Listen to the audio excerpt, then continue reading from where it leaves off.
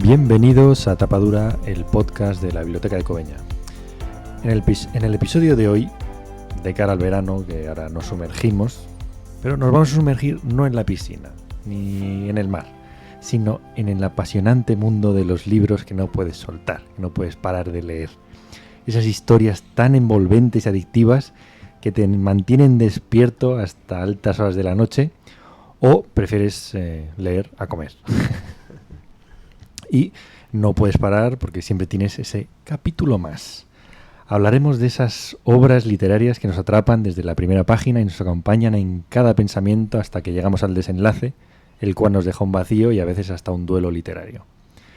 Exploraremos diversidad de géneros. Tendremos thriller, psicológico, histórico, y cuestionaremos cada detalle, historias épicas, fantásticas, bueno, todo tipo de mundos. Y discutiremos qué hace de que estos libros sean tan irresistibles y compartiremos algunas de nuestras recomendaciones con vosotros. Prepararos para tomar nota con títulos que podréis agregar a vuestra inmensa, larga pila de libros por leer y os invitamos a que nos acompañéis en este viaje que vamos a hacer. ¿Y quiénes estamos en este viaje? A ver, ¿quién se apunta? Diego, ¿te apuntas? Depende. Bueno, tú ya sabes que aquí tenemos paradas para todos los gustos. Vale, entonces sí. Bueno, vale. Leire, ¿te apuntas? Sí, claro. Aquí estoy. Javi, ¿te apuntas? Sí, viaje sin retorno. Los buenos libros acaban y ya te lo has leído, ya no hay vuelta atrás. Pero bueno, por suerte siempre queda alguno más. Siempre queda alguno más. Sí, sí. Pues empezamos. A ver, ¿cuál primero? ¿Qué queréis lanzar? El primero. Yo los tenía ordenados de más gordo o más fino. Pero, ¿como de número de páginas De o número de de páginas. o de adicción? De número de páginas. Bueno, pues a ver. No, yo el primero que recomiendo es uno que me leí en verano y me lo leí porque era un tocho gordo y a mí me suele gustar en verano leerme pues cosas así largas. Este tiene más de 900 páginas. Ah, pues sí. Y es Crónica del pájaro que da acuerdo al mundo, de Haruki Murakami. Se publicó en el año 94 y a mí, bueno, todo lo de Murakami suele... No todo. Cuando es él y cuando escribe de la manera que suele hacerlo él y con su estilo, a mí me gusta mucho. Y entonces este, por ejemplo, a mí es el primero que me leí de él y me explotó la cabeza. Es la historia de un abogado que deja ese bufete y entonces vuelve a cuidar a su gato junto a su mujer y de repente la mujer desaparece. Y entonces empieza a juntarse ese mundo de realidad con ficción que suele ser habitual en Murakami.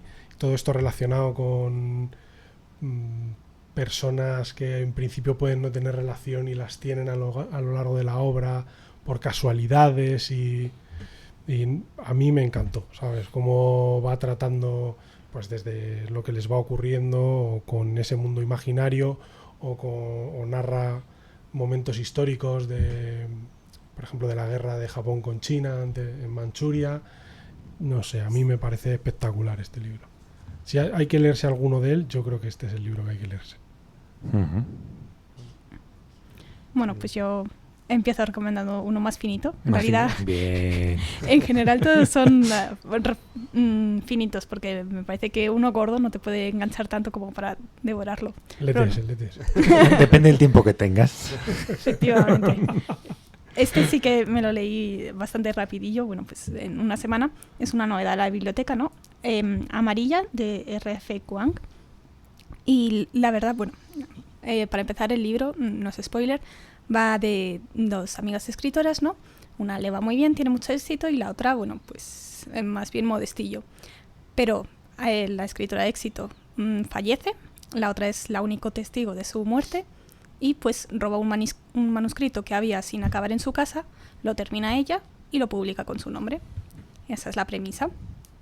Y bueno, la verdad es que es un libro genial, ¿no? Que se lee en un suspiro, pues no solo porque es fácil de leer y corto, es decir, no se pierden descripciones, es bastante directo, sino que te atrapa porque narra como una caída en desgracia, que es decir, es un poco, al final, está mal decirlo, pero, o sea, te atrapa el hecho de cómo va empeorando la situación ella misma, de decir, la mentira cómo va creciendo, cómo se va defendiendo de las acusaciones con más mentiras, y también se exploran bastantes temas de la industria editorial, ¿no? Pues como por ejemplo el hecho de eso, las redes sociales, todas las críticas que hay hacia los autores sobre quién tiene derecho a contar qué historia o a retratar el dolor de unos o de otros. También sobre pues los escritores, pues eso, contaba la historia de personas de nacionalidad china y le criticaban que la estuviese contando sin ser china. Pero claro, la historia la había escrito su amiga, que sí que era china. Entonces, pues hay una discusión ahí de quién tiene derecho a contar qué historia y qué es racismo y qué no lo es dentro de la industria. Y al mismo tiempo no te da las respuestas, es decir, te quedas tú pues pensando quién tiene la razón, o a lo mejor si nadie la tiene. Pero la verdad es que es un libro que te atrapa mucho. Tiene un debate que está muy metido en las redes sociales y que te absorbe. Uh-huh. Bueno. Además es más finito, vale. Sí, eso sin duda. Aquí hay para tiempos de muchas vacaciones, pues más gordo. Menos vacaciones, pues más fino. Tiene que haber de todo. Sí, claro. Efectivamente. Yo soy de leer también en vacaciones libros gordos, aunque los que voy a recomendar son más bien pequeños. Sí. Sí, no, yo no. O sea, que lo que lees en vacaciones no te gusta, ¿no? No, yo dedico las vacaciones a leer, pero no sé, me aprovecho. Recuerdo unas vacaciones que leí la saga Fuga de JB de Torrente Ballester, que es un novelaco enorme. Yo normalmente las novelas grandes me cuestan, y en cambio ese verano me lo pasé. Y en otro verano leí 100 años de soledad. O sea que, para que veáis que me meto con paquidermos. Te entras a la lucha. Bueno, voy a recomendar, no pensaba recomendarlo, pero lo que ha hecho Leire me ha hecho acordar de un libro, una novela de Patricia Highsmith, que se llama El talento de Mr. Ripley, o El talentoso Mr. Ripley, por lo de las mentiras. Sí. Hay una adaptación al cine, por lo menos una que yo sepa. Me habían recomendado, a Patricia Highsmith es fantástica y los cuentos son fantásticos. Y esa novela, el personaje es un hombre de clase baja que tiene que hacer una especie de guardián de un niño bien, de una familia rica, que vive sin hacer nada. Y entonces, no quiero contar mucho la historia, pero se va metiendo en un mundo criminal. Él se va convirtiendo en un criminal, en un cínico. Y es impresionante cómo escapa cada vez mintiendo, y cuando parece que lo van a atrapar en una mentira, vuelve a soltar otra mentira que le permite escapar.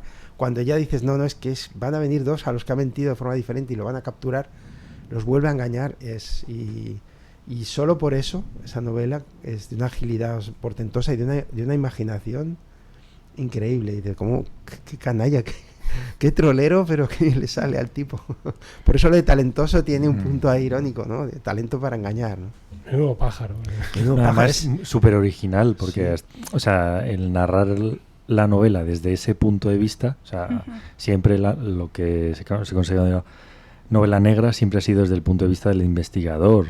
En este caso, el investigador queda como en segundo plano, Sí, claro. La leí hace tiempo y tal. Muy original respecto a eso, sí. Sí, además un personaje que por un lado es detestable, porque es detestable, o sea, nadie lo quisiera como amigo porque te va a apuñalar. Pero por otra parte tiene esa cosa del pícaro que bueno, que es interesante y que es más interesante que los demás, ¿no? Entonces yo la recomiendo. No la vas a, si la empiezas a leer, pasado el capítulo 3 o las primeras páginas, ya no lo dejas. Esa estaba en mis pendientes de este año, de hecho. Pues no te digo más, pero pues vas a disfrutarlo, te vas a divertir mucho. De todas maneras, qué curiosas la narración o el contar historias desde el punto de vista de un personaje que puede ser para matarlo y que todo el mundo odiaría, pero como se le suele dar, al final te pones en su lugar y le das la vuelta y acaba siendo personajes que llegan a ser entrañables, ¿no? Incluso novelas sobre asesinos y cómo se le da esa vuelta. Yo creo un poco porque cuando te pones en el lugar de otro siempre tiendes a empatizar. Claro, te engaña con eso. Sí, cuando te muestran lo que hay detrás y el porqué, eso pasó como la serie esta, la de La Casa de Papel, ¿no? Y que además, o sea, no sé el caso de esta novela, pero por ejemplo la mía es narrador no fiable, ¿no? Porque si está solo centrado en, digamos, el que está haciendo el mal y todo eso, el villano él te lo cuenta defendiéndose. Y al final tú puedes ver como el punto de razón que lleva y casi que estás de su parte. Y eso está bastante chulo también desde un punto de vista narrativo. Aquí la diferencia con eso es que el tío reconoce todo. O sea, Sí, pero es una desvergüenza absoluta. Aún así empatizas con Y él. empatizas con él. Pero hay un punto que no sabes si quieres que lo pille porque dice, bueno, ya basta. O sea, es que eres tan malo y tan mentiroso. Pero por otra parte, tampoco quieres que lo pille. Entonces, y además él protagoniza una serie. Porque yo solo he leído este libro, pero sí que hay más novelas con este personaje. O sea, es empatía, bismoralidad, ¿no? Contramoralidad. Sí, claro, más allá del bien y del mal, la picardía y... Por otra parte, claro, también hay una cuestión de clase ahí, porque es el marginado que va al mundo de los ultra ricos, que le pagan unas vacaciones, y claro, él al principio es una especie de criado del niño rico, pero hay un momento que se empieza a hartar, porque el niño rico es tonto, y él es muchísimo más listo y avispado, ¿no? La vida le ha dado palos y ha tenido que sobrevivir. Entonces hay un punto ahí de este tipo de personaje que quiere ascender en la escala social, pero que viene marcado ya por el estigma de la pobreza o de la mediocridad, ¿no? Y es mirado con desdén. Entonces, cómo engaña a los ricos para aprovecharse miserablemente también. Hay un libro de Juan Valera que se llama Pasarse de listo, que es un poco de ese estilo también. Es un chaval que va de listo y le pasa de todo. Lo que pasa es que este no sale de todo hoy indemne. No, pues Ripley es escurridizo como una anguila. Pues mi primer libro sería El Ruiseñor, de Christine Hanna. Para mí este libro, yo siempre que pongo el ejemplo de qué libro me gustaría olvidar para volver a leer, este sería uno de ellos. Porque, bueno, este es un poquito más gordo, no llega a 600 páginas. Las protagonistas son dos hermanas francesas durante la ocupación nazi de Francia. En el caso de una de ellas, Bian, es obligada a alojar en su casa a un oficial alemán y lucha por proteger ella a su hija y demás, porque bueno, su marido va al frente. Y la pequeña Isabel es la rebelde y valiente que se une a la resistencia, arriesgando su vida para salvar a otros. Es que no para. Esta novela a mí me encantó, porque es que tiene dos cosas que me gustaron mucho. Una es la empatía que haces hacia los personajes, hacia las dos, siendo muy diferentes, pero ambas con una actitud muy, muy interesante de enfrentarse cada una de una manera, pero ambas válidas dependiendo de su realidad. Y por otro lado, cómo está escrita, el ritmo que lleva. O sea, es de... bueno, el siguiente capítulo por lo menos voy a empezar a leerlo, porque si no me voy a quedar ¿Y cómo lo un poco cuentas? holgado. ¿Ser dos protagonistas? ¿Cómo lo cuentas? ¿Desde el punto de vista de una, de la otra o desde...? Va saltando. Va saltando. Y a mí esta, vamos, aquí en la biblioteca la recomiendo muy fácil y es un tiro, vamos, certero. Oye, habría que recapitular en todos los capítulos que hemos hecho y si en todos se ha mencionado un libro al menos que ocurre durante la Segunda Guerra Mundial. Bueno, vamos a ver, yo tengo esa enfermedad que la vamos a hacer. Yo creo que no sé si tengo alguno más de la segunda. Yo tengo uno. Madre mía, es un clásico. Empieza a ser ya sospechoso esto. Que hay un germanismo, Segunda Guerra Mundial. Sí, pero como en muchos casos mucho juego, se lleva al ser humano, o no tan ser humano, a un extremo. Claro. Eso es muy interesante para mostrar pero como hay muchos puntos de vista y demás, bueno, siempre hay algo que... Sí, un paisaje construido ya, ¿no? Y efectivamente extremo, ¿no? Bueno, pues yo iba a decir uno, pero como has hablado de la Segunda Guerra Mundial voy a decir otro, luego ya digo eso. Revisando. Sí, son 14 libros. Es como una serie de los mismos personajes. ¿Cuántas páginas son eso? No sé, yo voy a recomendar uno que es el primero que yo me leí, pero vamos, yo me he leído los 14 y a mí eso me... Pero trabajabas, ¿no? Al mismo tiempo, dormías, comías, llevabas una vida sana o no... Leía. Te perjudicaste. No, sí, hacía de todo, pero cualquier segundo que tenía lo dedicaba a leerme estos libros. Y bueno, yo voy a recomendar uno que es el primero que me leí, que se llama Los Panzers de la Muerte, de Sven Hassel. A ver, narra las vivencias. Bueno, él las narra en primera persona, porque el protagonista es él, aunque Sven Hassel es un seudónimo de un danés. Él lo narra en primera persona y son las vivencias que tuvo durante la segunda, aunque no es autobiográfico, es ficción, durante la Segunda Guerra Mundial, que él sí luchó en la Guerra Mundial, pero no de esa manera, de un batallón de castigo. O sea, son presos por alguna razón de la Alemania nazi, y los meten en un batallón y los mandan a todas las mierdas. Entonces están en todos los frentes, en el frente de todas las batallas más, pues en Rusia, en Monte Cassino, al final cuando ya están en la toma de Berlín, ¿no? Entonces siempre están pues en los peores sitios.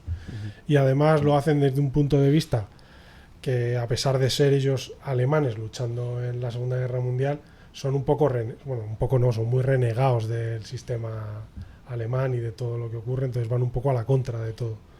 Y a mí me gustan mucho, que son muy frenéticas, muy vivas, pasan muchas cosas, son muy críticas con la propia guerra y con lo que ocurre, siempre están hablando de esa camaradería, y a mí me encantan. Y pues eso, son 14, y de esta en concreto, que es la más famosa, el libro más famoso, se hizo una película. La película no la veáis, por favor.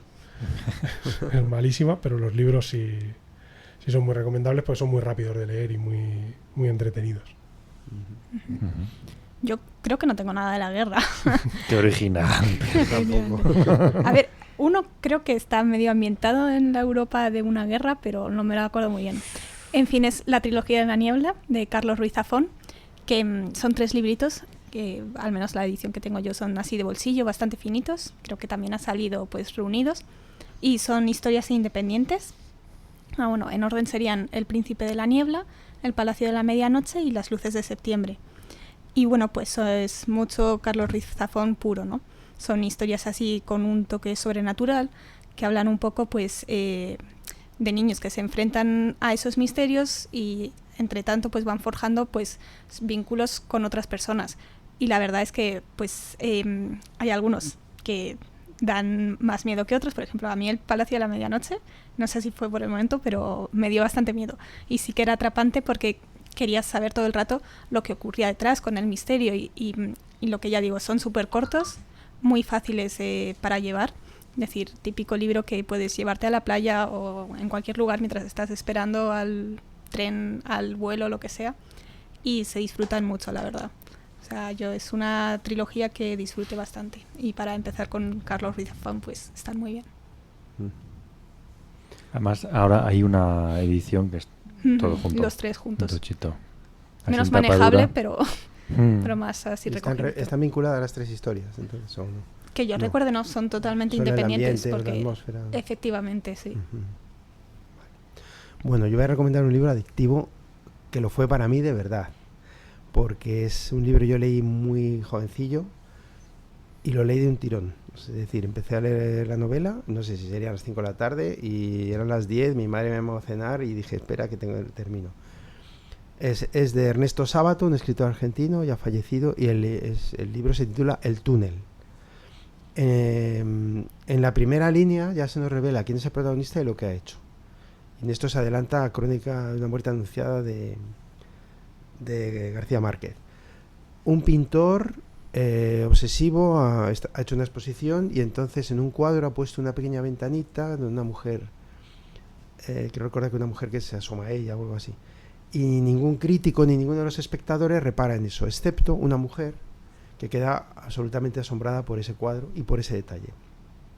Entonces él entiende que ella es una mujer, como su alma gemela, que la necesita, que es el complemento que siempre ha buscado, porque ha sido capaz de entender que ese detalle era para él más importante, y entonces intenta tener una relación con ella, ¿no? Una relación en la que vamos viendo la toxicidad por un personaje absolutamente enfermo, de pasión, pero también de celos, de desconfianza, de afán posesivo, ¿no? Y está contado en primera persona, y te metes en la cabeza de ese hombre. O sea, te metes verdaderamente en la cabeza de ese hombre y estás sintiendo lo que él siente, compadeciéndolo y a la vez aterrándote de cómo es, ¿no? Y de verdad que yo no pude dejar, creo que lo leí con 17 años, algo así, no pude dejar de leerlo. Solo he hecho eso con este libro, que fue leerlo de un tirón entero. Tampoco es muy largo, son, no sé, Bueno, Sí, es cortito, pero el túnel y te sientes metido ahí. No, es duro, ese libro es... Sí. A mí me gustó mucho también. No lo he vuelto a releer, si lo releyera ahora no sé qué pasaría, pero recuerdo que me absorbió completamente, o sea, Sí, ese personaje, ¿no? A mí me gustó mucho y también me pareció muy adictivo. No llegué a ese punto, pero me pareció brutal. ¿Verdad? Sí. Sí, es un martillazo ese libro, porque lo que tú dices, la toxicidad que hay dentro de esa cabeza... Sí. Sí. Está atormentado y un artista loco. Pues yo me mantengo en esa brevedad. Ahora bajo a unas 200 páginas y al Producto Nacional El Camino de Miguel Delibes. Para mí ese libro es tremendo. A mí me encantó. Bueno, la historia es el personaje del mochuelo que abandona su pueblecillo para irse a estudiar a la ciudad con apenas 11 años y entonces recuerda la noche antes de tener que partir, pues vivencias que ha tenido con sus amigos, con la gente del pueblo y demás. Y pues eso, es un retrato muy de la infancia, de la amistad, de las costumbres rurales y de esa transición al mundo adulto, o lo que deja atrás, que a mí me gustó muchísimo. El entorno, los motes, o sea, yo enseguida entré y no salí. Me pasó como Javi, en una me lo leí y no quería saber nada del mundo. Me gustó mucho. Yo me lo he leído también, pero yo tengo un problema con ese libro. Y desde aquí quiero hacer un llamamiento a todos los profesores de lengua. Por favor, no obliguéis a leer libros. No hace falta que obliguéis. El que no se lo quiera leer, que no se lo lea. No pasa nada. ¿Por qué te obligaron? A mí me obligaron a leérmelo y lo odié durante muchísimo tiempo. Hasta que me lo volví a leer después y ya me gustó. Pero le cogí una manía que no podía ni ver las portadas. Tú, Andrés, perdona la pregunta, ¿lo leíste de joven, cercano en edad a los personajes? No. No. Es que yo creo que hay historias de niños que si eres niño te repelen. Sí. Pero con la distancia quizá no. Y sobre todo la vida de pueblo, que bien refleja eso, ¿no? Pues no son niños de ciudad. No. Y a lo mejor lo ves ya con más cariño, mientras que si eres a lo mejor un chico de pueblo es como cuenta eso pero no cuenta otras cosas que podría contar Eso da que pensar, a lo mejor no está tan cerca de los niños. Claro, porque yo creo que es una reflexión más desde un punto de vista, en este caso, de Delibes, que ya es adulto, entonces Claro. le presta atención, ¿no? O pone el punto de mira en ciertas cosas que a lo mejor un niño, ¿cuántos años tendrías tú cuando te obligaron a leerlo? 14, claro. 15 o mucho. Es que la nostalgia, por ejemplo, a los 14 no se puede ser nostálgico. Primero, los chicos no saben No, lo que pero es. aparte de eso es que yo todos los libros que me han obligado a leer los odio. Todos. Los odias todos. No hay ni uno que no. Pero hay sentimientos que se Pues sí, que se yo van- también estoy ahí. Sí. Pues yo he obligado mucho, así que soy muy malo. No, pero o sea, la cosa no es obligar, sino es saber lo que, ¿no? Sí, o sea, Lo que estás obligando o dando a... O sea, si yo no digo que a no se elegir. invite a leer, o sea, o que incluso que se recomiende o que oye, hay que leerse un libro. No digo que no se diga, oye, hay que leerse un libro, pero recomendar porque la lectura es algo muy personal, ¿sabes? O sea, yo aquí te puedo recomendar, estamos hablando sobre adicción, a un libro que te enganche, que es un tema muy relativo. O sea, cada uno, estamos diciendo uno, y por ejemplo el túnel, que yo me lo he leído también, a ti te resultó muy adictivo, a mí me gustó, pero no tuve yo esa sensación de enganche. ¿Cuándo te lo leíste? También era joven. No, ya éramos mayorcitos. O sea, También era obligado. No, este no. Entonces es algo muy relativo. Sí. Entonces, como es tan relativo, tú no le puedes decir a alguien, y menos a alguien que quieres que le guste leer, no le puedes decir, léete esto. Porque en el momento en que le digas, léete esto, yo por lo menos, a mí como me digan, tienes que hacer esto, ya voy a la contra. O sea, ya me has perdido. Menos mal que no fuiste alumno mío, hubiéramos chocado. No te haces idea. Es que hay un tema ahí, pero que da mucho para hablar, que es la Efectivamente. necesidad de que hay cierto patrimonio literario, lo conozcan los chicos, y el espacio para el descubrimiento lector, ¿no? Pues Claro, son dos temas diferentes. Yo creo por un lado lo que tú dices, el descubrimiento, y por otro lado la acción de fomento de la lectura. Entonces hay veces que chocan. mira, os Que voy a contar. es patrimonio, pero que para los Sí. chavales no les va a fomentar la lectura. Mira, Andrés, estoy totalmente de acuerdo, ¿eh? Y te voy a poner un ejemplo de cómo se puede hacer eso sin necesidad de obligar a leerse un libro. Mira, mi hija va a un club de lectura infantil y este año les han introducido en la poesía. La poesía es algo complicadísimo, y más para niños, porque hacerles a ellos disfrutar de eso, con la complejidad que puede tener la poesía, puede ser muy difícil. Bueno, pues les han invitado a hacer una especie de juego que se llama slam poético, que es leer un poema, puede ser que lo hayas hecho tú o que lo hayas leído, y es una especie de concurso en el que hay que recitar la poesía al resto, y el resto tiene que votar cuánto les ha gustado.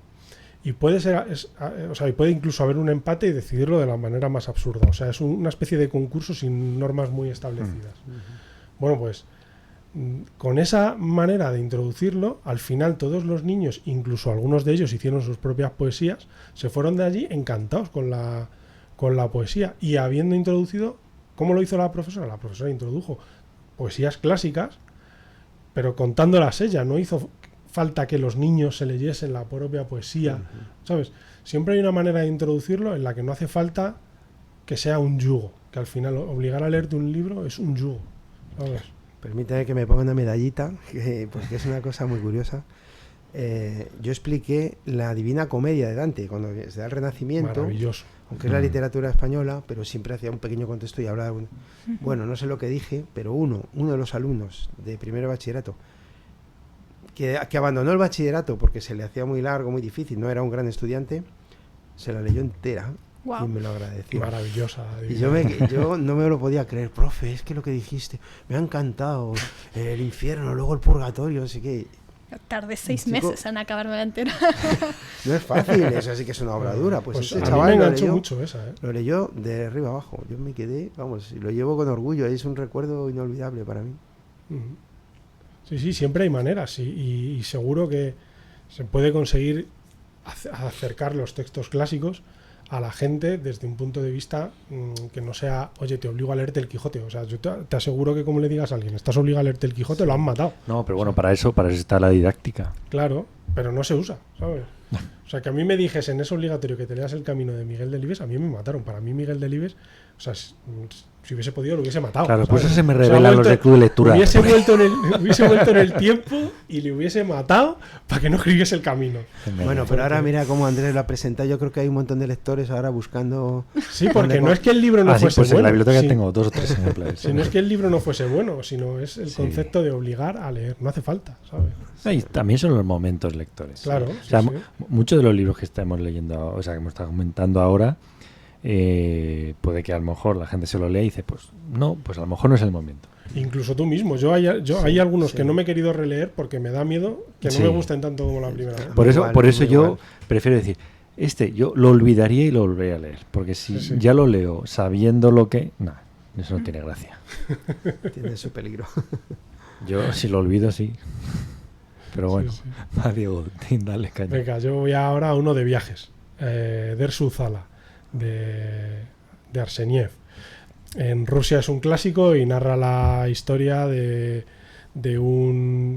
mismo Arseniev en plan autobiográfico, cuando se dedicaba a visitar las partes más remotas de Rusia para hacer mapas topográficos. En este caso fue a la cuenca del río Usuri, por allí por Kamchatka, en el lado más oriental de Rusia, y contrataron un guía que le sirvió también de cazador de un pueblo local, que era un pueblo nómada y además animista, y entonces tienen una relación muy especial con la naturaleza entonces les va llevando para recorrer toda esa zona, haciéndoles ver en qué sitio están y qué difícil es la vida en la naturaleza y sobrevivir ahí, y les pasan 1000 aventuras. Y entonces esa relación del cazador con el entorno en el que vive, con una naturaleza súper agreste y peligrosa, y ese agradecimiento por haberles llevado por todo ese viaje de manera exitosa, pues a mí me pareció tremendo. Y también es un libro que me leí, si no del tirón, prácticamente del tirón. Hay una película, la película está bien también, pero la profundidad del libro y de ese toque de Arseniev hablando sobre Dersu Zala no lo tiene la película.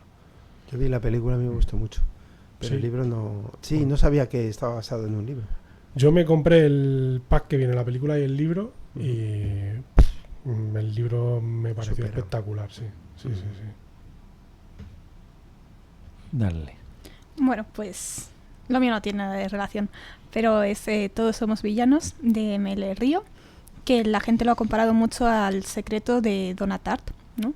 Entonces, en el sentido También de un secreto... que el secreto es gordito, pero todos somos villanos, pero es más finito y bastante más ágil, tengo que decir, porque está plagado de diálogos, la verdad.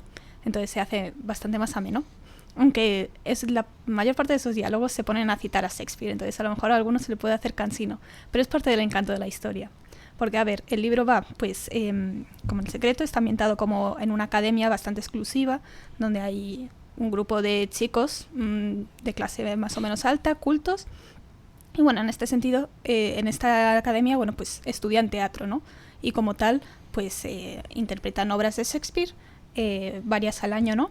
Y es muy interesante porque cada vez los chicos se van metiendo más en sus papeles, de forma que a veces no sabes si actúan como son realmente o siguiendo el papel que se les ha otorgado en Hamlet, en, yo qué sé, en Romeo y Julieta. Entonces, ese desdoblamiento del actor está muy bien y es parte de lo que te atrapa. Y bueno, luego, por supuesto, como en El secreto, hay un asesinato en ese grupo de amigos y la cosa está en saber quién lo ha hecho, por qué, y hasta el final, pues, no se descubre. La verdad es que sí que es un libro que a mí me enganchó bastante. Bueno, yo voy a recomendar otro libro que no lo leí en una sentada, pero debieron ser dos, porque seguramente tenía que hacer algo y ahí sí que no. Entonces, deberíamos haber creado una escala de adicción al libro, ¿no? Por ejemplo, el de Sábato tuyo, Sí. podrías decir que es un 10 en Claro. adicción, y este, ¿en qué estaría? ¿En un 5? Si renuncias a tu empleo, pues es una matrícula de honor. ¿Y este en cuánto estaría en esa escala? Este estaría en un 10. Probablemente no pude seguir porque tenía algo En un 9, entonces. Que tenía que respirar. Que si no, tenía no. que hacer algo, pero vamos. Bueno, ¿Decidiste no comer o no dormir para cuando leértelo? sepáis cuál es, probablemente os reto a que empecéis a ver qué pasa. Es una obra muy conocida, por cierto, antes de decir el título, hay mucha gente que en verano lee novela negra. Yo creo que ese también es un clásico, ¿no? Eso de llevar novelitas negras a la playa y tal. Bueno, esto es El cartero siempre llama dos veces, de James M. que no sé lo que significa James M. Cain. No lo voy a contar, es muy breve también. Martín, puedes decir Martín, por ejemplo. Martín o Macareno. James M. Cain es un buscavidas que se cae casualmente en un restaurante regentado por un hombre griego y casado con una mujer muy atractiva a la que le lleva mucha edad, la cual está harta del hombre y está ahí solo por puro interés, porque realmente no ama a su marido, pero le ha ayudado a ganarse la vida. Y entonces surge inmediatamente una pasión entre el buscavidas que va por ahí y la mujer, y deciden cargarse al marido fingiendo que es un accidente para quedarse con el negocio y salir adelante y vivir su amor con libertad, ¿no? Plantea un problema moral muy interesante, un triángulo donde cómo superar la mentira de un matrimonio falso, cómo vivir un amor verdadero, que es el que ellos sienten, pero hay un obstáculo en medio, claro. Entonces, ¿qué derechos tiene el obstáculo frente? O sea, el señor griego, Papadakis creo que se llama, frente a ellos dos, ¿no? Y bueno, está escrito con un... Ahí sí, este es otro tipo... Otra de las características de los libros adictivos es que no tiene grasa, es decir, es puro músculo, es pura chicha, es pura... No puedes poner una frase de más, no hace falta, es perfecta, o sea, el laconismo perfecto. No le sobra nada. También No tiene sobra película, nada. ¿no? También tiene película, Hay sí. dos versiones al menos, una con Jack Nicholson, que es la última que se hizo, pero hay una ya muy antigua.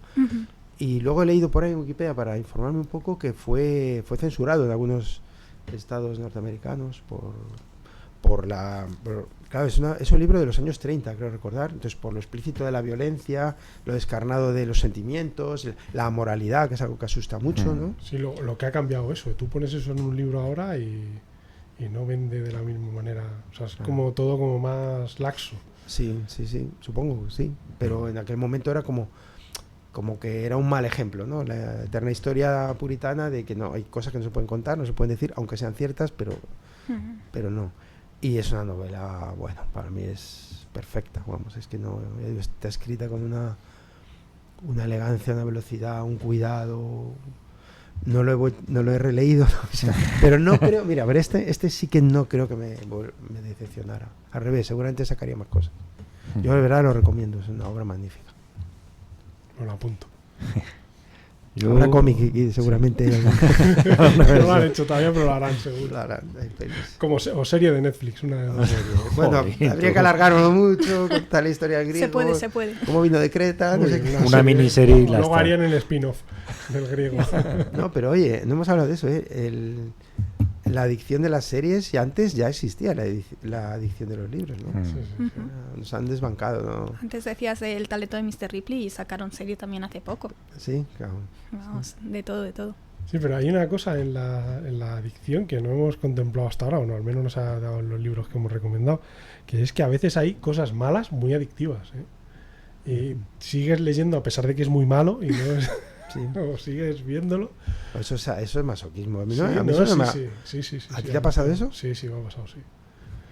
Yo cuando no me gusta un libro a veces es verdad que lo cojo más veces, lo leo más deprisa, digo, para acabármelo ya, pero no me está gustando nada. Yo me he leído No. cosas que he dicho que malo es, pero Pero cómo engancha. pero cómo engancha. Sí, no, Eso es porque otro, sí. Pero bueno, por la mayoría de las drogas, qué malas son, pero no qué tengo yo la malo es, experiencia ¿cómo esta. puede ser peor? Y sigues, ¿no? A ver, Pero no, a ver o si sea, lo estropea más. porque a lo mejor es malo, o a lo mejor literariamente o narrativamente, pero la historia te engancha una barbaridad y te pica la curiosidad y dices, vamos a ver, esto está plagado de ratas, pero me da igual, es que yo quiero saber cómo termina esto. ¿No? Si luego te decepciona, ya es que Ya, acuchillas el libro. bueno, pero puede Ni ser, siquiera eso. se puede dar. Bueno, Yo voy para el norte, al nórdico, con la primera novela de un autor, Jonas Jonasson, El abuelo que saltó por la ventana y se largó, que también hay versión También en hay cine. película, sí. No, por favor. Y este fue mi gran descubrimiento, me lo pasé extremadamente bien con este libro. O sea, porque hay un aspecto que a mí me gusta mucho, que es que el protagonista es un hombre de 100 años. Con lo cual, a mí ya me llama por ahí, porque además son gente que tiene un humor muy especial y una manera de ver las cosas muy... esto da igual, ¿sabes? Yo ya estoy de vuelta de todo. Entonces la historia es el personaje se llama Alan Carlson, va a cumplir 100 años, se agobia en la residencia y se pira. Cuando se va, pues se encuentra de repente pues un maletín lleno de dinero, cuyos propietarios pues no son gente muy recomendable, y entonces empiezan una doble historia. Le persiguen los malos, vamos a llamar, la policía también, y por otro lado va haciendo flashback a su historia vital, que es la historia del siglo XX, que ha tenido una historia tremendísima, porque le coloca en todos los conflictos, en todos los lugares que han marcado el siglo XX, pues ahí coloca su personaje, ¿no? Pues ya tiene 100 años, pues puede ponerle. Y la verdad es que la combinación de historia, humor, reflexión de lo que es el envejecimiento, la libertad de movimiento, a mí me gustó muchísimo, y a raíz de ahí sí que he leído más Hay libros un suyos. subgénero ahí de personas mayores rebeldes. Sí. Sí. Y yo Nebraska. me declaro súper fan. Sí, a mí también me gusta mucho. Me declaro Por súper cierto, la película de este libro, malísima, ¿eh? Sí, por eso he dicho Sí, que sí, vamos sí, a dejar sí, de la horrorosa, película, Horrorosa. porque hay otro que también, que yo dije, lo leímos hace unos años en el club de lectura, que se llama El mayor Pettigrew se enamora. Sí. Que ese también, yo cuando decía, yo de mayor quiero ser como este señor, como el mayor Pettigrew. A mí me gusta más el de pasando de Nebraska. todo, El de- da igual. ¿Sabes cuál es la que también hay una película, Nebraska? Me suena. Que tiene una mala leche el tío. Uf, me encanta esa película y me encanta el libro también. Es que es lo que tú has dicho, es un subgénero que a mí me gusta muchísimo. Porque, yo qué sé, como en plan van justiciero, y pues mira lo que... Gran Torino, es una película, no hay libro, pero Gran Exacto. Torino es otro. Exacto. Mira, pues también me gusta mucho. Puede ser que soy... Pues a lo mejor soy más fan de este género que de la Segunda Guerra Mundial. hay una peli de un anciano de David Lynch, que me parece que se llama Una historia sencilla o algo así, que es un hermano que está distanciado de su Qué hermano. peliculón, ¿eh? ¿La has visto tú? Sí, David Y Lynch, entonces todo. va y tiene una familia que está y dice, solo quiero ir a ver a mi hermano. Y también es un octogenario por lo menos. Entonces, como no tiene cómo ir, pues va en una cortadera de césped. ¿No? Sí, joder. La que Que lía, va a tío. 15 por hora por la carretera. Y claro, que evidentemente se va a fundir la máquina y lo peor, porque el hermano vive lejísimo. Y es una peli que tiene una poesía. Pues tienes que verla de Y es nuevo. un Lynch que no tiene que es más el Lynch del Hombre Elefante que no Sí, el Lynch o el este. del color púrpura. Sí, que no es tal, ¿no? Y joder, es muy bonita, ¿no? O sea, su punto de rebelde, irse en un cortacésped, dejar a su familia y ver a su hermano. Pues tienes que ver la de Eso. Nomadland. O sea, perdón, Nomadland, la de Nebraska. Vale. Que estaba pensando en Nomadland, que es otro, pero que es una mujer. Que se pone a vivir en una la caravana. Sí, Sí, es muy bonita esa peli. Sí, está muy también. bien. Sí. Me toca, ¿no?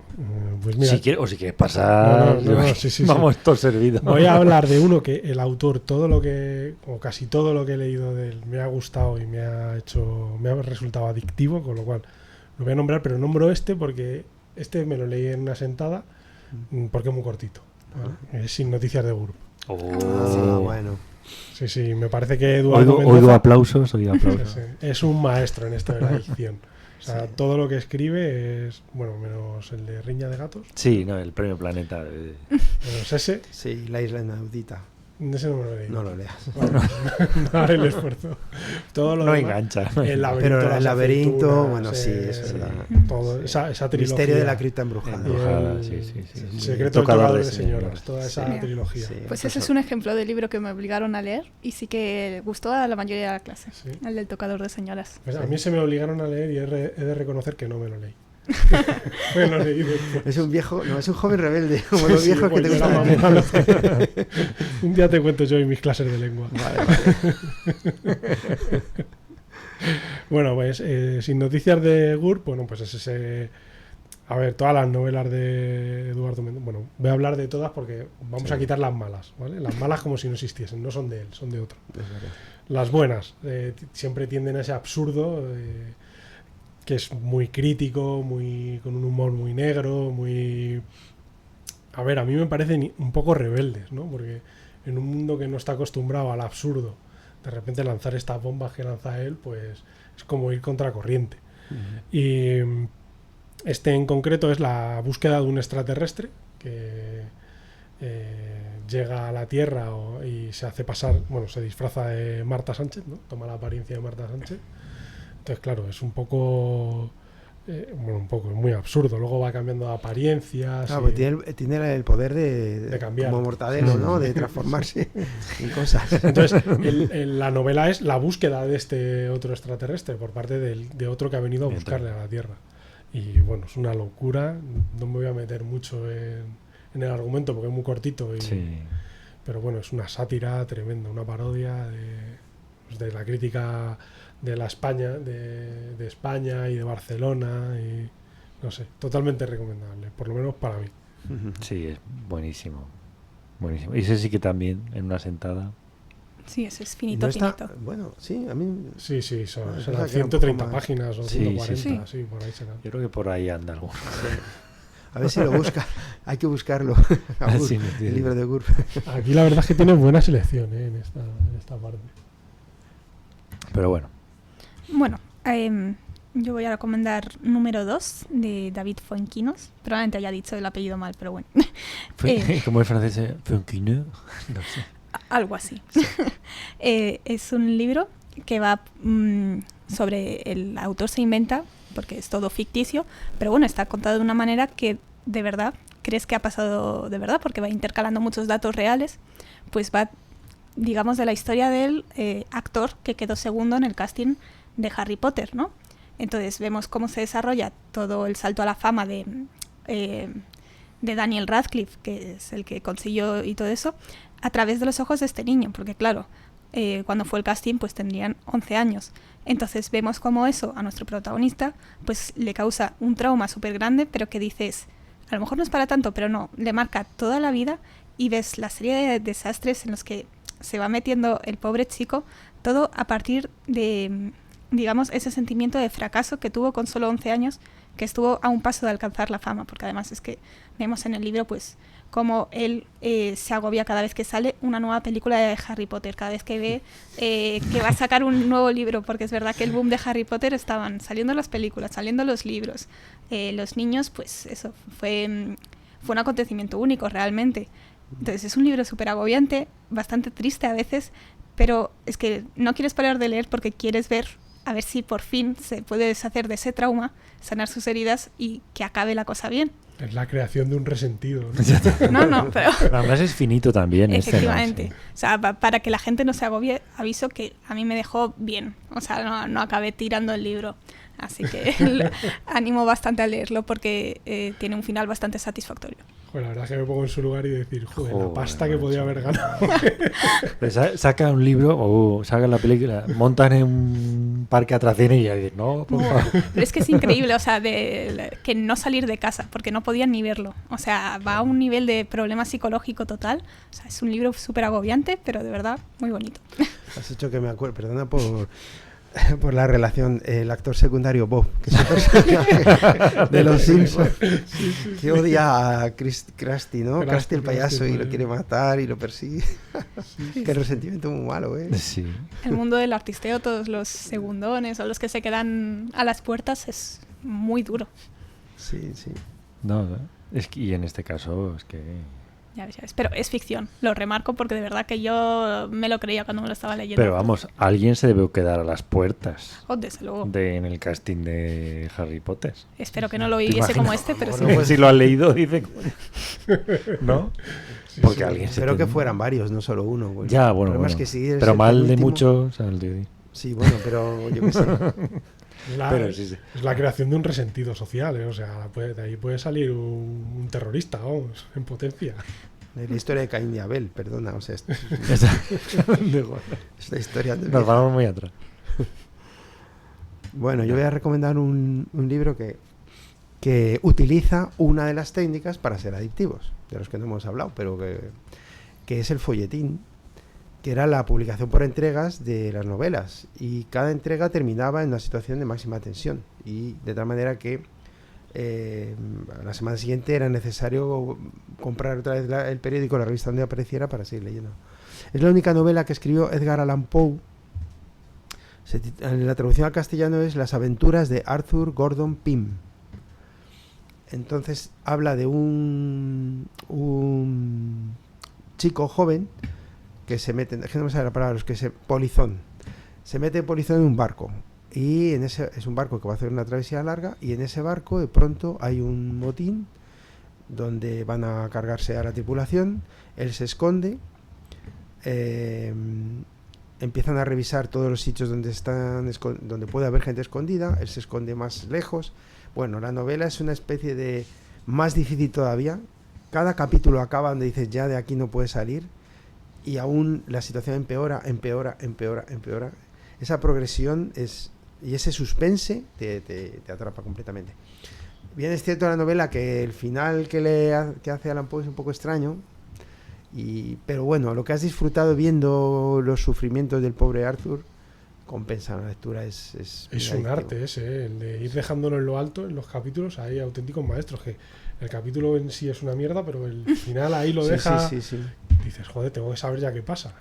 No, Sí, yo creo que casi todas las novelas estas que súper tochas, ahora se me viene a la mente Los Pilares de la Tierra, por ejemplo, esa es la clave. O sea, nunca van a dejar un capítulo en algo mera exacto. transición. Sí, Nada, nunca nada. va a decir y el protagonista se fue a dormir. Y No, ya, te dice, exacto. y saltó desde lo alto del acantilado y fin O del si capítulo. está durmiendo de pronto Y luego el se siguiente da capítulo te cuenta van a que otro lado. Pero yo creo que esa es clave a la hora de engancharte, sobre todo en los que son más tochos, el no dejar de terminar un capítulo sin la tensión, la curiosidad de ya no del siguiente, porque como hay veces que van dando saltos, sino ya a lo mejor tienes ya Sí, es que curiosidad ese es- para 2 o 3 Claro, capítulos ese después. es el segundo paso. de ese tipo que es recomenzar en otro sitio, con lo cual no te han resuelto el problema. Estaba a punto de tirarse por el... Sí, y Hemos luego dicho te tú, habla de que pero- se despertó. Pero te resuelve ¿Cómo vas a uno de Habla hace de dos su tía capítulos de hacia repente, atrás. dices, pero Sí. su tía, ¿qué tiene que ver? Si se estaba cayendo por el acantilado, no me hables de la tía. Ya No. caerá, ya caerá. Ya caerá. Ahora te voy a contar lo otro que te he dejado 3 capítulos hacia atrás, que también te he dejado en ascuas. Eso es crueldad narrativa, ¿eh? Sí. Pero bueno, yo voy a otra también que es como decía Leire, de tensión de pasarlo mal. Intemperie, de Jesús Carrasco. También breve. También. Yo la película no la he visto, entonces no puedo decir, pero sí creo que él dijo que habían cambiado cosas y más. Mal. No hace falta, pero bueno. Es la historia de un niño, un paisaje árido, desolado, rural. El niño escapa de la violencia, llega un cabrero, le acoge, le protege, le enseña. Hace calor, muchísimo calor. O sea, yo recuerdo de leer esta novela en pleno, no sé si junio o julio, por la noche con calor y tal. Y digo, es que lo estoy pasando hasta mal. Pero a mí me enganchó muchísimo. Además está muy bien escrita. Se nota que la investigó muchísimo. Utiliza una terminología en cuanto al mundo rural, el tema de los aparejos que se utilizan, la crudeza de las imágenes que retrata es tremendo. O sea, aquí no existe el rollo este de te voy a dejar un capítulo a ver si cae o no cae, pero bueno. No, pero hay una amenaza, ¿no? Te Sí, están sí, sí, buscando, no constante. sabes por qué, ni para... Bueno, pronto vas a ver para qué, pero... Y esa amenaza, claro, una amenaza sin nombre también es un recurso Sí. muy interesante, ¿no? Sí, o que no tengan un pasado. Un personaje que no tiene un pasado está siempre leyendo diciendo, "Pero, tío, ¿de dónde ha salido esto?". Claro, claro. Además, lo interesante de esto es que no está geolocalizado, pero a Igual mí, por ese es ejemplo, otro- Claro, esto que hace que tú busques en tu memoria y dices, bueno, pues este paisaje puede ser similar Sí, a cuando, lo que está... cuando no tiene mucha descripción, te busca que te enganches porque te hace sentir, le pones tú la imagen a las cosas, entonces siempre vas a poner algo que te interesa, ¿no? O que esté Sí, cerca. esto, por ejemplo, a mí me pasó mucho con la de Los Asquerosos, de Santiago Lorenzo. Yo enseguida, también, no Le tiene pusiste una... cara el nombre, el lugar, la casa donde se escondía, vamos, lo tengo todo aquí en mi mente. Y lo probé, se lo pasé, en este caso a mis hermanas, y fuimos al mismo sitio. Y fuimos al mismo sitio porque, claro, compartimos recuerdos y, vamos, nos fuimos al pueblo de mi padre, ¿sabes? O sea, bueno, de Bueno. cabeza, a la casa de mi abuela, pero de cabeza. Joder. Sí.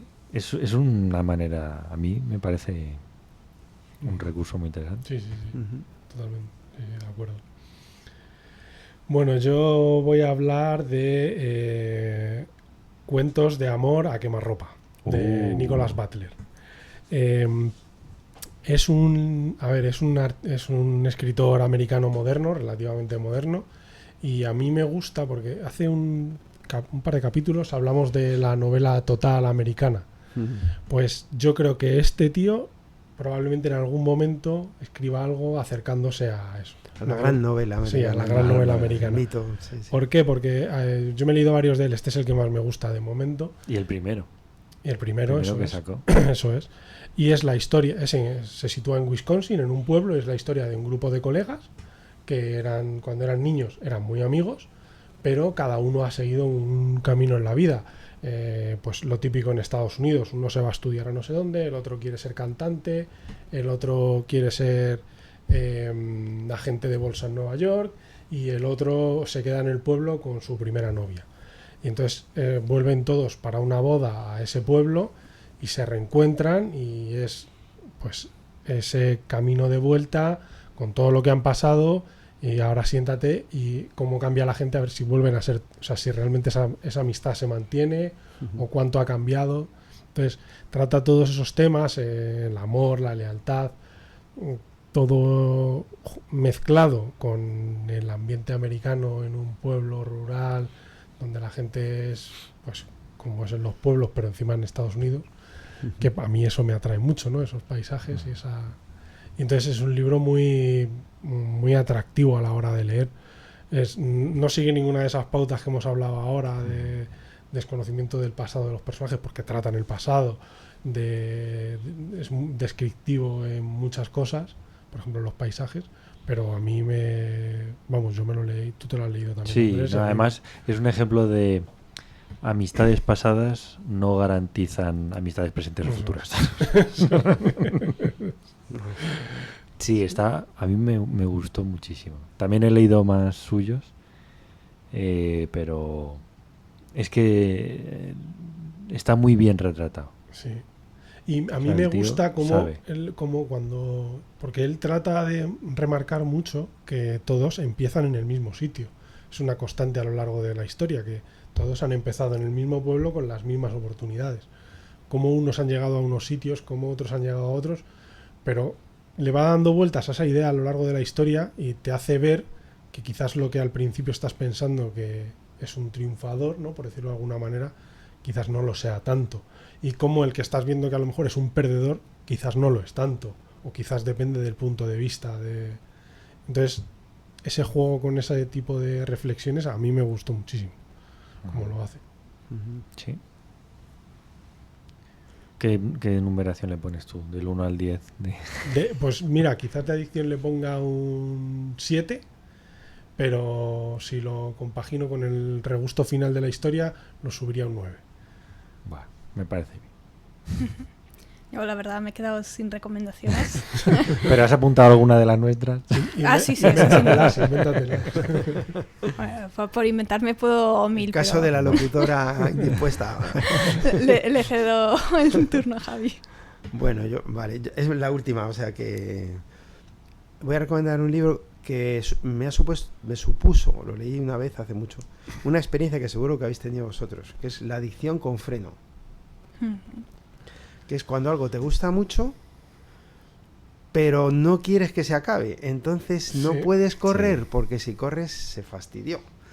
Y entonces esa sensación, yo creo que la he tenido una o dos veces nada más, pero este es uno de los libros que me ocurrió. Es decir, que yo iba leyendo, es muy corto, y no quería que se acabara, porque me estaba encantando. Y a la vez quería seguir. Bueno, el libro se titula El puente de San Luis Rey, que en inglés además es The Bridge of San Luis Rey, porque ahora os diré por qué. Es de Thornton Wilder, que es un escritor del primer tercio del siglo XX, me parece. Bueno, utiliza el recurso del manuscrito encontrado, es decir, que hay un autor actual que se encuentra un texto de un fraile llamado Junípero, que nombre muy fraile por otra parte, que se va a llamar Junípero, si no es un fraile, Totalmente. que hizo una investigación, porque a principios del siglo XVIII un puente inca de una altura tremenda sobre un río se rompió y cayeron, creo recordar que eran 6 o 7 personas al vacío y se mataron. Entonces este fraile se plantea por qué murieron precisamente esas personas y no otras.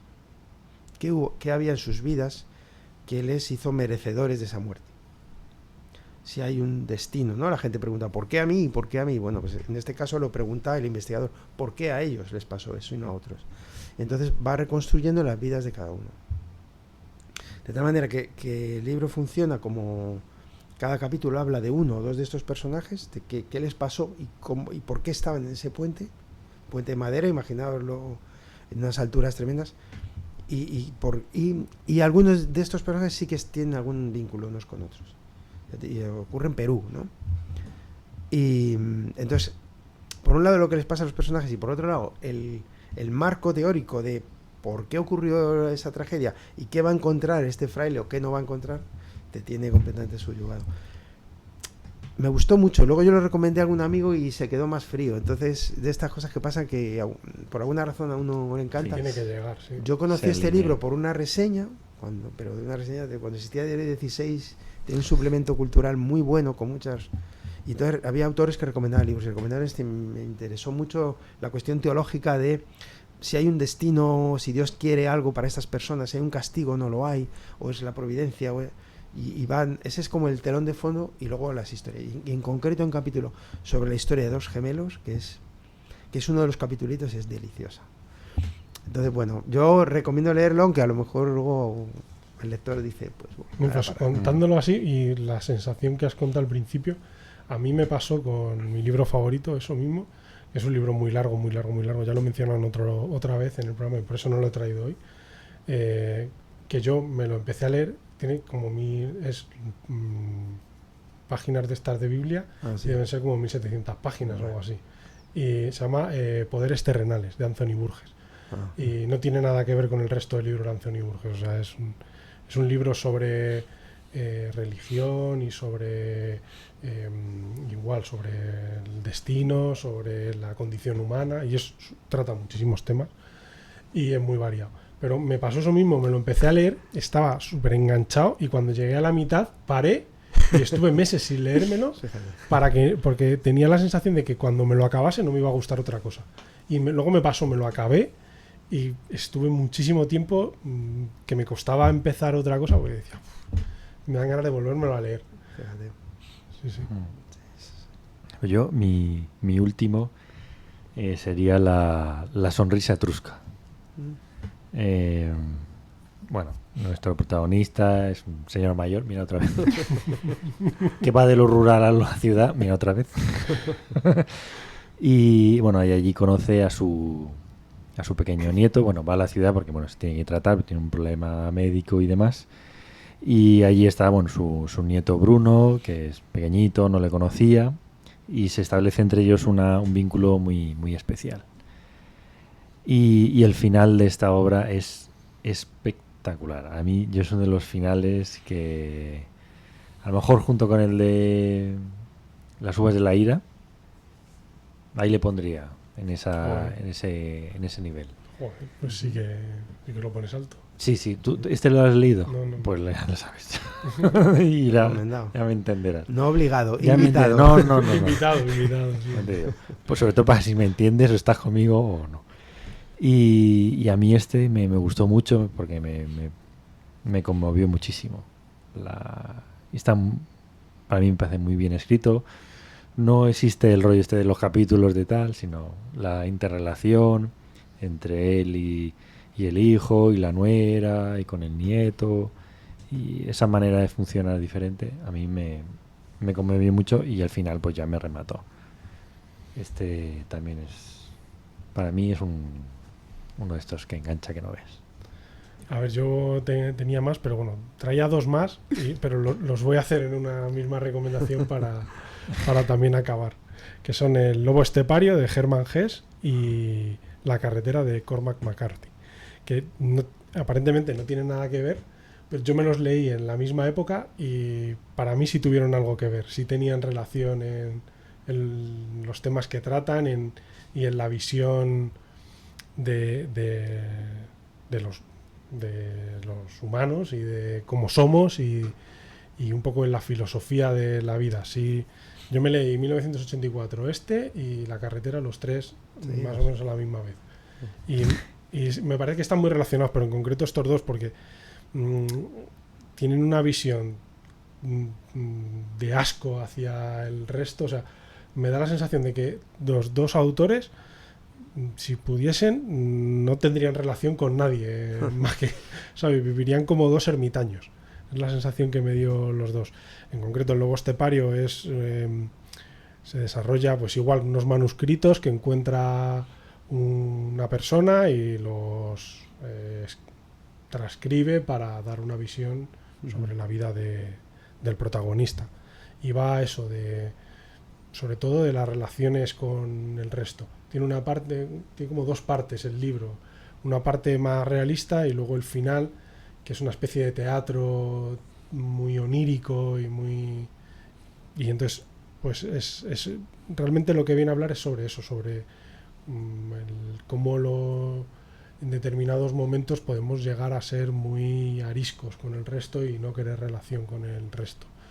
Y La carretera de Cormac McCarthy pues es más conocido, ¿no? Quizás que El lobo estepario, y es en un mundo posapocalíptico, no sabemos qué ha pasado, se da a intuir en ciertos momentos como que ha sido una guerra o algo así. El caso es que el mundo está arrasado y es un padre con un hijo que empiezan a recorrer el país creo que es de norte a sur, creo recordar. Y en ese camino se encuentran con otra persona, el padre resulta herido y acaba muriendo. Y el niño pues se une a otra persona que va también con una mujer y 2 niños.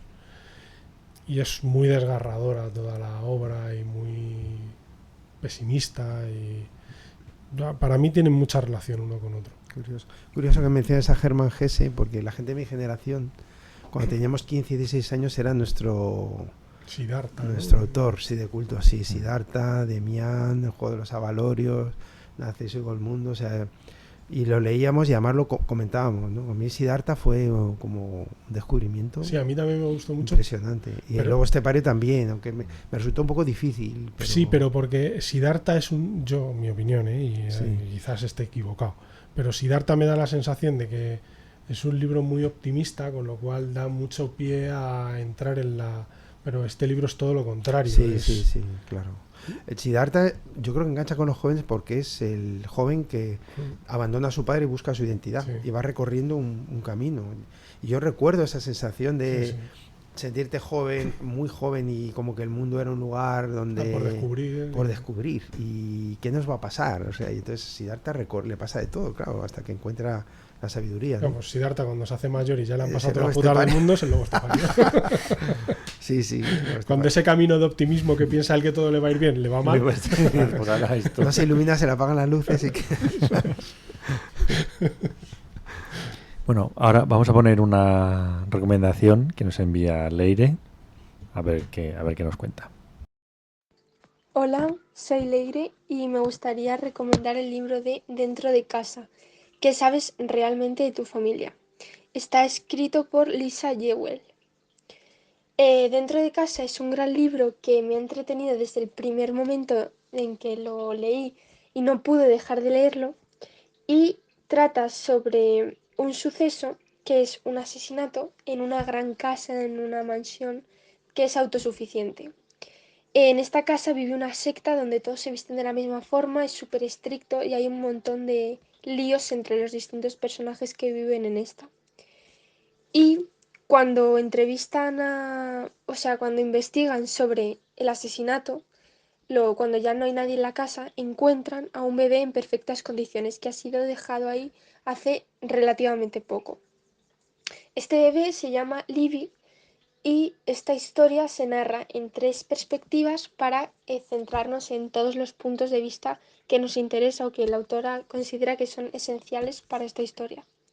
Libby es el primer punto de vista, que es el bebé de la casa y que con sus 25 años hereda esta casa porque había sido suya, y como sus padres adoptivos se habían ido o habían fallecido, se la queda ella. Sin embargo, ella es pobre y no tiene ningún tipo de dinero para investigar qué había en esa casa, y además de esto tiene 2 hijos. Además, Libby tiene un poco un conflicto con el padre de estos 2 hijos. Después, otra perspectiva es la de Lucy, que es una niña de las que vivía en la casa y quiere volver a ver a Libby. Y además de saber qué ha pasado con las distintas personas que vivían con ella cuando ella era niña. Y la última perspectiva y la más importante es un personaje, que no puedo decir quién es, que narra la historia desde cuando llega a la casa hasta cuando sucede el asesino y se van todos. Y os recomiendo muchísimo este libro porque es la típica... Yo me lo leí en el verano del año pasado y no pude dejar de leerlo mientras esperaba a una terraza a comer, donde sea. Es súper entretenido y nunca sabes qué va a pasar en la siguiente página. Es alucinante. Bueno, muchas gracias siempre por las recomendaciones, siempre son bienvenidas. Ya sabéis que cuando queráis nos podéis enviar las recomendaciones de los libros que os gustan, o por WhatsApp, Telegram o por Instagram, y nosotros lo añadimos siempre al siguiente episodio que tengamos. En este caso, pues ha sido Leire, muchísimas gracias. Y ya pues ya terminamos, ¿no? Mira, yo quiero mencionar 2 que me obligan a hacerlo. Uno es una recomendación de mi mujer y otro de mi hija. Bueno. La de mi mujer es El clan del oso cavernario, Bueno, también Otro generoso. tocho. Otro tochete, sobre todo si te lees los 6 que hay o los 7 que hay. Sí, creo que son 7, ¿no? Sí, pues el primero salió en el 80 y es la historia de una niña cromañón que por un terremoto queda abandonada y separada de su tribu y la recoge una tribu neandertal y bueno, las historias que les pasan. A mí me gustó, está bien, está entretenido, está bastante bien. Y el de mi hija es un cómic manga que se llama Sweetness and Lighting, que es un padre viudo con su hija que el padre no tiene mucha idea de labores domésticas ni de cocinar y entonces se mudan de pueblo y una vecina jovencita le enseña al padre a cómo cocinar. Entonces a mi hija le gusta mucho, bueno, porque es un padre con su niña y porque aparte hablan mucho de comida japonesa y entonces eso le gusta a ella mucho. Además, os recomiendo que lo busquéis porque este está en una selección que hace Planeta Cómic que está a 2,95 a 1,95 algo así. Sí, que el primero suena tomo, barato y luego... Eso es. Entonces así lo podéis probar y veis si os gusta o no. Es como los fascículos de toda la vida. Claro, sí. Efectivamente. Bueno, hay un muestrario amplísimo, como decías tú al principio. Que no lees porque no quieres. No. Totalmente. O porque no le obligan. Se le obligan. Porque lo obligan mal, a lo mejor. Eso es el problema. O no lo suficiente. Que el castigo de no leértelo no es suficientemente grave, ¿no? Pero bueno, pues hasta aquí. Bueno, esperamos que hayáis disfrutado de este recorrido por toda la literatura que hay para todos los gustos y colores. Que hayáis apuntado en vuestra libreta de futuras lecturas. Y si en alguna os gusta, pues no podéis dejar en los comentarios, nos hará mucha ilusión.